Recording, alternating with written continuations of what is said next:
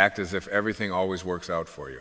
Not because you have evidence, not because the outer world has given you guarantees, not because you have eliminated uncertainty, but because you have remembered who you are. You are not a fragile body navigating a hostile universe. You are not a victim of circumstances. You are not a bundle of past mistakes trying to outrun yesterday. You are a divine spark of intention, an individualized expression of the same invisible intelligence that spins the galaxies and opens the petals of a rose without strain. What would your life feel like if you truly believed that everything was always unfolding in your favor? Not just the pleasant moments, not just the victories, not just the times when the phone rings with good news. I am speaking of everything. The delays, the losses, the rejections, the unexpected detours. What if you could look at all of it and say quietly within your heart, this too is working for me? The ego trembles at those words. The ego wants control. It wants prediction. It wants certainty before commitment. It says, I will relax when I know the outcome. But the soul whispers, relax first, and the outcome will rearrange itself around your peace. The ego is addicted to fear because fear gives it a sense of identity. The ego thrives on problems because without problems it has no role to play. But you are not your ego. You are the awareness behind it. You are the silent witness who can choose again. Imagine an orange. When you squeeze an orange, what comes out? Orange juice. Never apple juice, never vinegar, only what was already inside. And when life squeezes you, when plans collapse, when relationships end, when money seems scarce, what comes out? If anxiety pours out, it was already within. If bitterness spills over, it was waiting there. But if trust flows out, if calm pours forth, if faith rises to the surface, that too was already within you. Acting as if everything works out for you is not pretending. It is choosing what you allow to be inside before the squeezing begins. The universe responds not to your words, but to your vibration. Everything is energy. Your thoughts are energy. Your beliefs are energy. Your expectations are energy.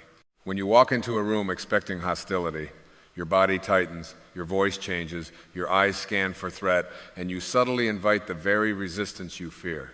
But when you walk in grounded in the quiet conviction that everything is aligning for your highest good, your shoulders soften, your breath deepens, and the field around you shifts. People feel it.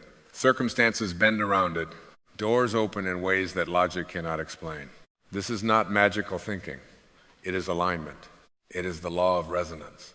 The outer world mirrors the inner state. If you see yourself as supported, you notice support everywhere. If you see yourself as guided, guidance appears in countless forms. The problem is not that life is against you.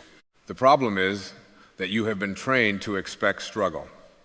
You have been hypnotized by stories of scarcity, competition, and survival.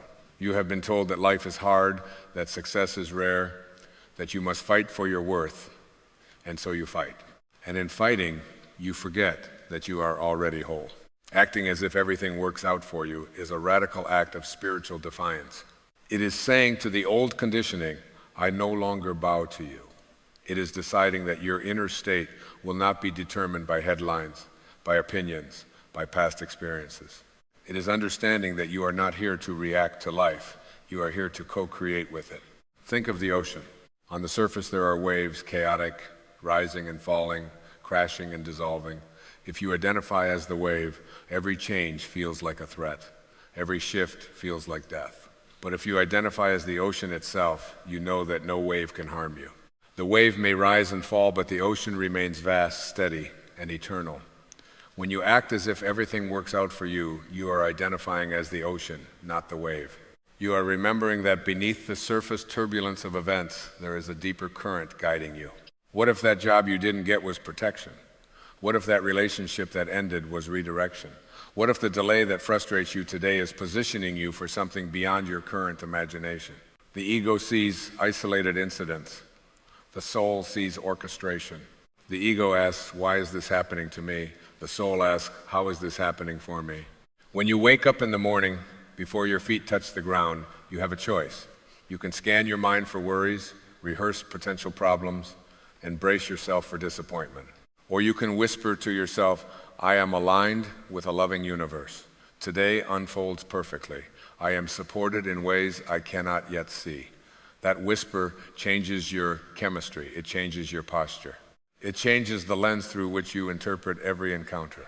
To act as if everything works out for you is to live from intention rather than reaction. Intention is not forcing, it is not striving, it is a quiet knowing. It is planting a seed and trusting the intelligence of the soil. The farmer does not dig up the seed every day to check if it is growing. He plants, waters, and trusts. Yet, how often do you plant a dream and then uproot it with doubt? How often do you sabotage your own vision by asking, but what if it fails? Failure is an ego concept. Life does not fail. Life evolves. A caterpillar might call the cocoon a prison, but the soul knows it is transformation. You cannot see the full design from your limited vantage point. That is why faith is required. Faith is not belief in an external deity who plays favorites. Faith is trust in the intelligence that beats your heart without instruction. Look at the sky. Clouds pass through it, dark, heavy, storm-filled clouds. Yet the sky remains untouched. The sky does not resist the storm. It allows it. And because it allows it, the storm eventually passes. You are that sky. Your thoughts, your emotions, your circumstances, they are the clouds. Acting as if everything works out for you is resting as the sky. It is knowing that no cloud, no matter how dark, can stain your true nature. There are no justified resentments. Resentment is the ego's way of insisting that the past should have been different. But the past is a closed chapter. You cannot rewrite it, but you can reinterpret it. You can see every wound as a teacher. You can see every betrayal as a lesson in self-worth. You can see every hardship as a strengthening of your inner muscles. When you release resentment, you free your energy. And freed energy becomes creative power. Forgiveness is not condoning behavior. It is reclaiming your alignment. When you forgive, you say, I refuse to carry this weight any longer. I choose peace over being right. Acting as if everything works out for you includes trusting that even the painful chapters had a role in sculpting your soul. Nothing was wasted. Nothing was random. You are already enough. Not when you achieve more, not when you earn more, not when others approve of you. You are enough now. Acting as if everything works out for you requires this foundation. Because if you secretly believe you are lacking, you will interpret every setback as confirmation of unworthiness. But when you know you are enough, setbacks become strategy, not judgment. Ask yourself, who would I be if I truly trusted life? How would I speak? How would I walk? How would I love? Would I cling so tightly? Would I worry so compulsively? Or would I soften, breathe, and allow? The ego says, protect yourself. The soul says, express yourself. The ego says, compete. The soul says, create. The ego says, there is not enough. The soul says, I am connected to infinite supply. Acting as if everything works out for you is choosing the voice of the soul again and again, even when the ego shouts. You are not here to control the universe. You are here to align with it. Control is fear disguised as strength. Surrender is strength in its purest form. Surrender does not mean passivity. It means inspired action without attachment. You take steps. You make plans. You show up fully. But you release the need to dictate how and when the results must appear. Consider how much of your anxiety comes from trying to choreograph outcomes. You replay conversations before they happen. You script responses. You anticipate objections. And in doing so, you exhaust yourself. What if instead you prepared your energy? What if you focus not on controlling events, but on embodying trust? When you act as if everything works out for you, you begin to notice synchronicities. A book falls into your hands at the perfect moment. A conversation provides exactly the insight you needed. An opportunity appears just as you were about to give up. These are not accidents. They are reflections of alignment. The universe is always communicating, but you can only hear it when you are not drowning in fear. You are a divine being having a human experience. Your essence is timeless. Your body will change. Your roles will shift. Your circumstances will evolve. But the awareness that animates you is eternal. When you identify with that awareness, fear loses its grip. Death itself becomes a transition rather than an end. And if even death cannot defeat you, what truly is there to fear? Act as if everything works out for you, and watch how your relationships transform. Instead of approaching others from need, you approach from fullness. Instead of demanding validation, you offer presence. Instead of fearing abandonment, you trust that those meant to walk with you will remain, and those who leave are clearing space for deeper alignment. You do not attract what you want, you attract what you are. If you are anxious, you attract situations that mirror anxiety. If you are peaceful, you attract circumstances that reflect peace. This is not punishment or reward, it is resonance, it is law. And you have the power to choose your state in every moment. Close your eyes for a moment and imagine the version of you who knows, truly knows that everything is unfolding perfectly. See how that version stands. See the lightness in their eyes. Feel the steadiness in their breath. That version is not in the future. That version is available now. It is a decision, not a destination. The mind will argue. It will present evidence of past disappointments. It will say, be realistic. But realism, as defined by the ego, is often just recycled fear. True realism acknowledges the unseen forces at play. True realism understands that life is more mysterious and benevolent than the intellect can grasp. When you drop resistance, you drop suffering. Pain may still arise. Pain is part of the human experience, but suffering is the story you attach to pain. Acting as if everything works out for you dissolves the story. It allows the experience without the drama. You are not separate from the source of creation. The same intelligence that paints sunsets and orchestrates seasons flows through you. When you align with that intelligence through trust, you move from efforting to allowing, from striving to being, from chasing to receiving. Say to yourself quietly, I am aligned with divine order. I am supported. I am guided. I am safe. Feel the truth of those words not as a wish, but as a remembrance. Because deep down, beyond the noise, you know this is true. The soul has always known. Acting as if everything works out for you is not denying challenges. It is redefining them. It is seeing obstacles as stepping stones. It is understanding that sometimes what appears to be a breakdown is actually a breakthrough in disguise.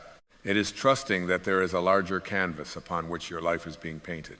You cannot always see the whole painting from where you stand.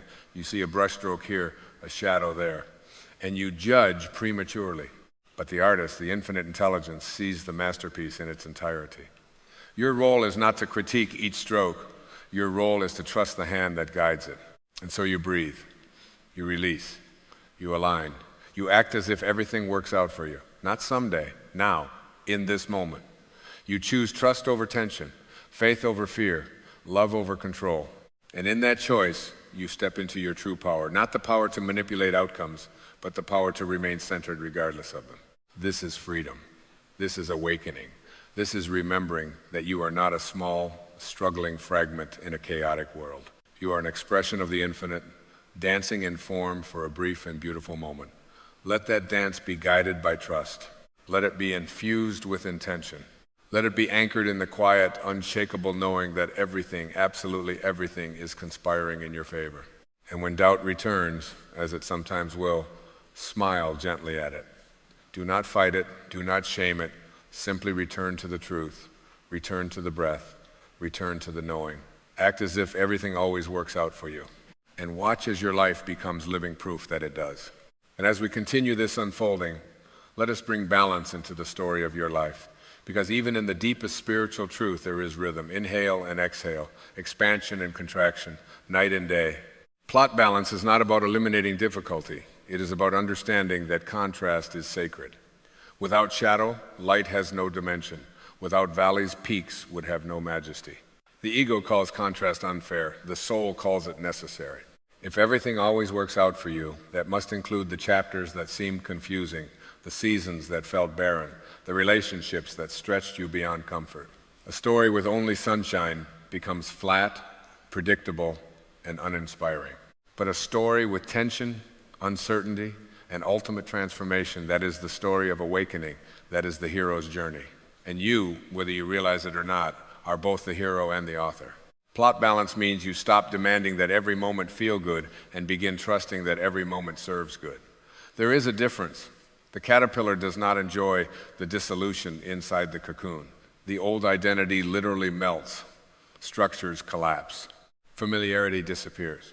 If you could interview the caterpillar mid-transformation, it might say, everything is falling apart, but from a higher vantage point, everything is falling into place. How often have you mistaken the cocoon for catastrophe? When something unexpected interrupts your carefully arranged plans, the ego screams, "This is wrong." But what if the interruption is intelligence? What if the closed door is redirection? What if the delay is divine timing adjusting itself with precision beyond your comprehension? To live in plot balance is to trust the arc of your life. Every great story has rising tension, moments of doubt, crossroads where the protagonist must choose between fear and faith. If there were no crossroads, there would be no growth. And growth is why you are here. Not to accumulate trophies, not to impress observers, but to expand in consciousness. Acting as if everything works out for you does not mean you deny the rising tension. It means you refuse to interpret tension as defeat. You see it as momentum. You understand that resistance builds strength. When you lift a weight, you do not curse the heaviness, you recognize it as the very force that strengthens your muscles. Why then do you curse the emotional or spiritual weight that strengthens your character? Plot balance invites you to embrace both the calm and the storm. The ocean is not always still. There are tides, there are currents, there are tempests. But the ocean does not abandon itself when waves grow fierce. It does not say, "I have failed as an ocean because I am not calm today." It remains ocean. You remain soul. And here is the deeper truth. What you call problems are often initiations. They are invitations into a higher version of yourself. The argument that forced you to speak your truth. The loss that taught you self-reliance. The uncertainty that led you inward. Without those chapters, the plot would lack depth. Your compassion would be shallow. Your wisdom would be theoretical. Balance also means allowing joy without suspicion. Many people can tolerate struggle more easily than happiness. When things go well, they brace for disaster. They whisper, "This won't last." That whisper is a seed. And the universe, being obedient to your vibration, says, "As you wish." Acting as if everything works out for you includes sustaining joy without apology. It includes believing that goodness can endure.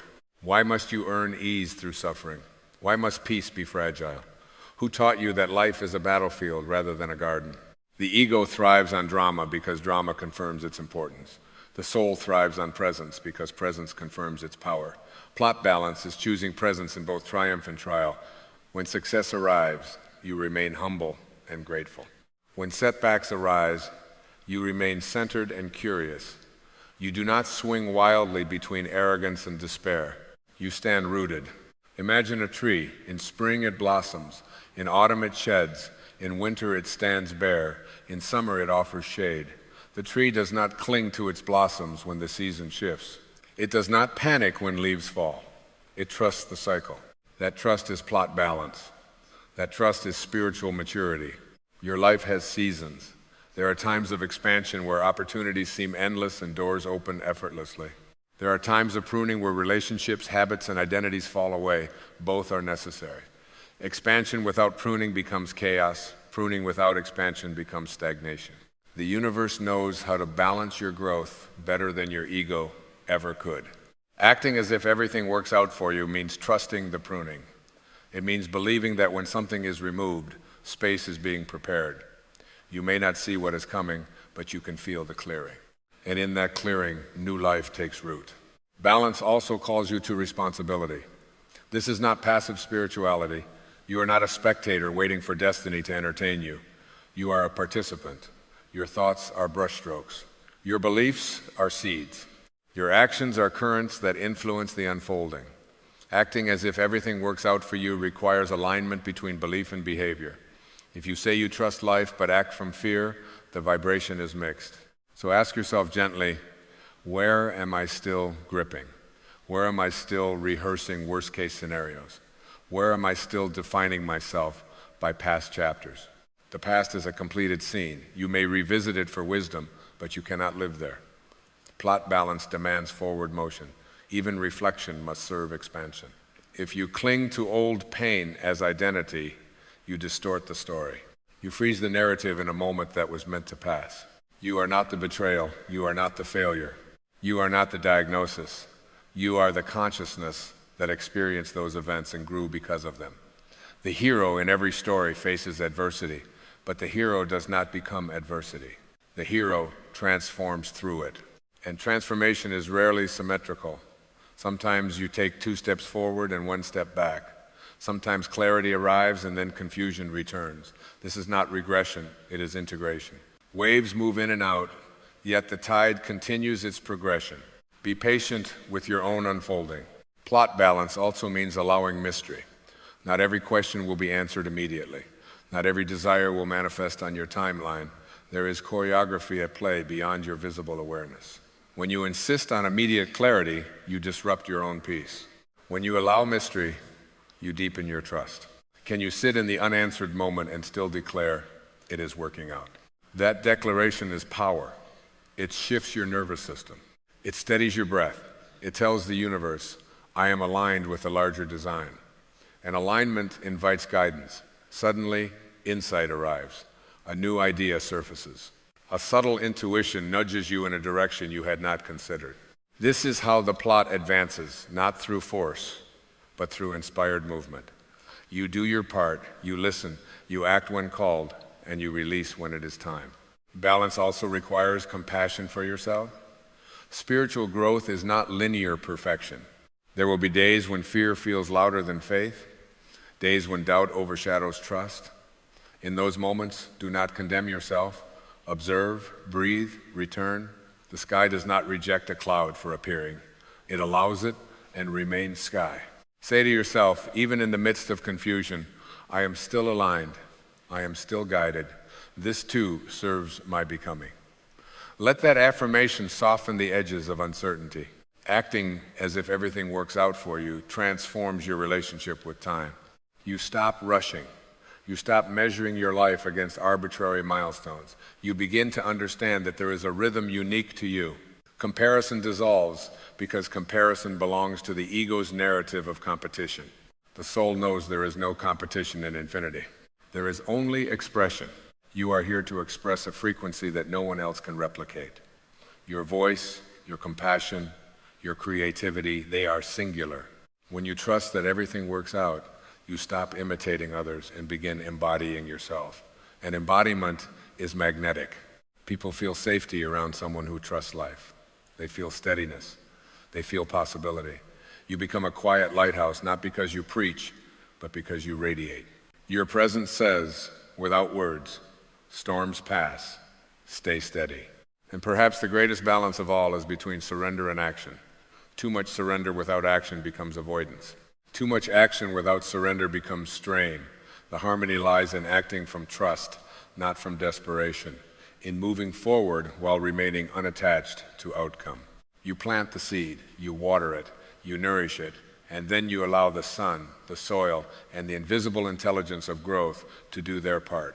You do not stand over the ground demanding immediate sprouts. You trust the unseen. Your life is filled with unseen processes right now. Conversations aligning behind the scenes, opportunities forming beyond your view, lessons integrating within your subconscious. Acting as if everything works out for you is aligning with those unseen processes instead of resisting them. So breathe into this truth. The story is not falling apart, it is unfolding. The tension you feel is not a sign of failure, it is a sign of movement. The uncertainty is not abandonment, it is invitation. Trust the arc, trust the rhythm. Trust the intelligence that beats your heart and guides your steps. Let your life have contrast. Let it have growth. Let it have mystery. And through it all, remain rooted in this unshakable knowing. Everything, every high, every low, every pause, every breakthrough is weaving together into a masterpiece beyond your current understanding. Act as if it always works out for you, not because the plot is simple, but because the author of the plot is infinite. And that author lives within you. And so now, at the quiet edge of this reflection, I invite you deeper still, beyond the words, beyond the metaphors, beyond even the idea of working out, into the felt experience of trust itself. Because trust is not a strategy. It is a state of being. It is the softening of the jaw, the unclenching of the fist, the release of the breath you did not realize you were holding. It is the gentle recognition that you were never separate from the intelligence guiding the stars. You have spent so much of your life bracing, bracing for disappointment, bracing for loss, bracing for the moment when something beautiful might be taken away, and in that bracing, you tightened around life itself. But what if nothing is being taken? What if everything is being given? Even the endings, even the goodbyes, even the silence. The ego interprets change as theft. The soul recognizes change as circulation. The tide does not apologize for going out. It knows it will return. The sun does not panic at dusk. It knows it will rise. Why, then, do you doubt your own rhythm? You are not a random event in a cold universe. You are a deliberate expression of infinite creativity. You are consciousness choosing to experience form. You are life exploring itself through your eyes. When you act as if everything always works out for you, you are not manipulating reality. You are remembering reality. You are remembering that fear is a contraction of imagination. You are remembering that love is the natural state of your being. You are remembering that peace is not earned, it is uncovered. Beneath the noise of your thoughts, there is a stillness. Beneath the roles you play, there is an essence. Beneath the striving, there is already completion. You have been seeking permission to rest, permission to believe, permission to trust. Let this be that permission. You do not have to see the entire staircase to take the next step. You do not have to solve the entire lifetime to embrace this moment. You only have to align with the now. And in this now, ask yourself gently, what if I am supported? What if I am guided? What if nothing has gone wrong? Feel how your body responds to that possibility. Feel the subtle shift. Feel the opening. That opening is alignment. You see, when you drop the need to control the script, you begin to enjoy the scene. When you release the obsession with outcome, you rediscover presence. And presence is where miracles reside. Miracles are not supernatural. They are shifts in perception. They are the dissolving of fear into understanding. They are the quiet realization that what once felt like punishment was preparation. Every experience has been shaping you, not to harden you, but to awaken you. Not to diminish you, but to deepen you. The disappointments carved humility. The uncertainty cultivated faith.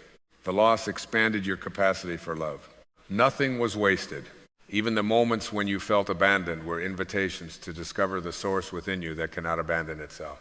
You are not here to chase worthiness. You are here to embody it. You are not here to prove your value. You are here to remember it. And when you remember, something extraordinary happens. Founder of one of the world's major religions, Buddha was born Prince Siddhartha in northeast India, near the borders of Nepal. Seeing the unhappiness, sickness, and death that even the most powerful and wealthiest are subject to in this life, at age 29, he abandoned the life he was living in search of a higher truth. The name Buddha is actually a title that translates to the awakened one, or the enlightened one. This is the title given to Siddhartha Gautama, who left behind the princely life at the age of 29 and went on a lifelong search for religious understanding and a way of release from the human condition. It is said that he discarded the teachings of his contemporaries, and through meditation he achieved enlightenment or ultimate understanding. From then on, he assumed the role of teacher, instructing his followers in the Dharma, or truth. His teachings became the basis for the religious practice of Buddhism, which has played a major role in the spiritual, cultural, and social life of the Eastern world, and much of the Western world as well. I have deliberately chosen not to speak on the tenets of Buddhist doctrine, but rather to take this often quoted passage of the Buddha and relate its significance to you and me today, some 25 centuries after the death of the Enlightened One. He said it like this: "Do not believe what you have heard. Do not believe in tradition because it is handed down many generations. Do not believe in anything that has been spoken of many times. Do not believe because the written statements come from some old sage. Do not believe in conjecture. Do not believe in authority or teachers or elders. But, after careful observation and analysis, when it agrees with reason, and it will benefit one and all, then accept it and live by it." The key word in the passage is believe. In fact, the key phrase is do not believe. Everything that you carry around with you that you call a belief has become your own largely because of the experiences and testimonies of other people. And if it comes to you from a source outside of yourself, regardless of how persuasive the conditioning process might be, and irrespective of how many people just like you have worked to convince you of the truth of these beliefs, the fact that it is someone else's truth means that you receive it with some question marks or doubts. If I were to attempt to convince you about the taste of a delectable fish, say, you would perhaps listen but still have your doubts. Were I to show you pictures of this fish and furthermore have hundreds of people come to testify about the veracity of my statements, you might become even more convinced. But that modicum of doubt would still remain because you hadn't tasted it yet. You might accept the truth of its deliciousness for me, but until your taste buds experience the fish, your truth is only a belief based upon my truth or my experience. And so it is also with all of the well-meaning members of your tribes and their tribal ancestors before them. Just because you've heard it, and it is a long surviving tradition, and it is recorded over the centuries, and the world's greatest teachers have endorsed it, is still not a reason to accept a belief. Remember, do not believe it as Buddha instructs. Rather than using the term belief, try shifting to the word knowing. When you have the direct experience of tasting the fish, you now have a knowing. That is, you have made conscious contact and can determine your truth based upon your own experience. You know how to swim or how to ride a bicycle, not because you have a belief about it, but because you have had the direct experience. You are being reminded directly by the enlightened one of 2,500 years ago to apply this same understanding to your spiritual practices. There is a fundamental difference between knowing something and knowing about something. Knowing about something is another term for belief. Knowing is a term reserved exclusively for direct experience. The Buddha offers you some great advice, and you can see that his conclusion is devoid of the word believe. He says, when it agrees with reason, that is, when you know it to be true based on your own observation and experience, and it is beneficial to one and all, then and only then, live by it.